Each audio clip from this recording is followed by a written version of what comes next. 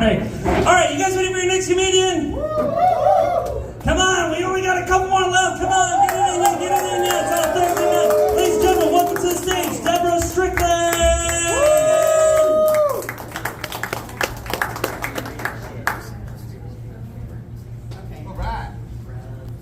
Alright, so I haven't been here in like 3 years.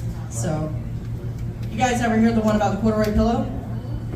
It's making headlines. I figured that was a soft open. Okay. So I'm not very political. I know there's a lot of politics going on right now. Roe v. Wade, Trump versus whoever, I don't know. I just think it would make way more sense to judge people off of something else, you know? Maybe like, do you like animals? Because I'd rather go cat versus dog over Trump versus whoever, right? So I'm kind of allergic to cats, but I kind of forget that every time I see a cat. Like it's like I just have to get a hit, you know, rub it all over my face. And you know, there's a problem with that because you know, it doesn't take very long before I start to get like really like deathly sick. My eyes swell shut. I'm like, it's okay, they're fluffy. So I have this problem where I like keep my allergies to myself. Like somebody's like, oh, by the way, I have a cat. And you know, you get hit with that ammonia smell when you walk in their house. You know the smell, it's terrible. But the cats are fluffy and they're adorable and you go through it anyway. So I keep my allergies to myself and then I damn near need an EpiPen at the end of it. But the end result of all of that is that most of my friends are dog friends. I lean towards dogs. So again, I'm not political, but my mother very much is. If you meet her at all, she's got 50 million things to say negative about Trump. She's extremely liberal. That's just, I mean,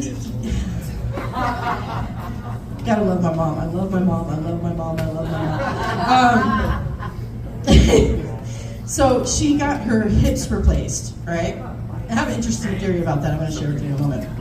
But she got her hips replaced, both of them. Like they just deteriorated. She had to get them replaced. The first hip she got replaced during the Obama era. She swears it's like the Cadillac of hip joints. Okay, this thing rides smooth. She never has a problem. She can touch her toes. Life is grand. Then she got the second hip replacement during the Trump administration. She swears this thing's made out of spare parts. She's like, this one's just crunchy. I don't know. It's just not working out. So my theory about old ladies and having hip issues is that I'm pretty freaking sure they got laid a lot. Women, okay, just hear me out, ladies. After a while, don't you have to do the whole, you gotta rub it out afterwards? They're giggling, guys. I'm telling you, it's true. It's true. Whenever you do too much, you know, it's a little, it affects things. So now you know some more about my mom than I wanted you to. Anyway, yeah, speaking of sex, sex equals kids, right? And kids have a way of leaving their mark, right? Stretch marks, you know, things of that nature.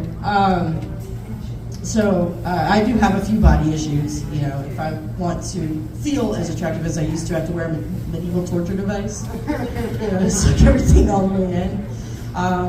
And I have like these little lines on the back of my thighs from my first kid, where I guess I forgot to lube that area up. You know, like, the stomach is good, no stretch marks there. I forgot all about that back there.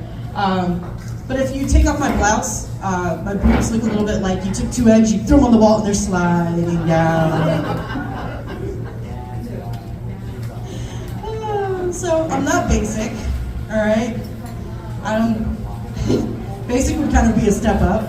I don't know what I am. I'm thinking I'm probably more like a free trot.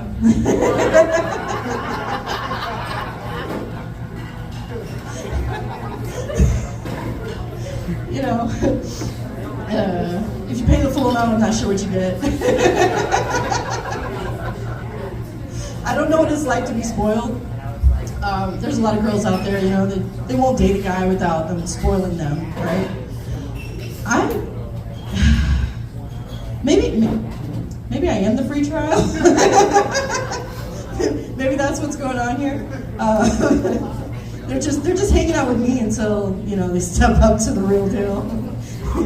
They hang out with me while they're, you know, struggling in the trenches, trying to get their self to fame and trying to make a living. And then when they finally get there, they step up to Brenda. You know, they forget Deborah. They just go to Brenda. Brenda's a little more high class. She drinks wine. I just smoke weed. But that's all the jokes that I have written down, and apparently that's my time. So I hope you guys have a great night.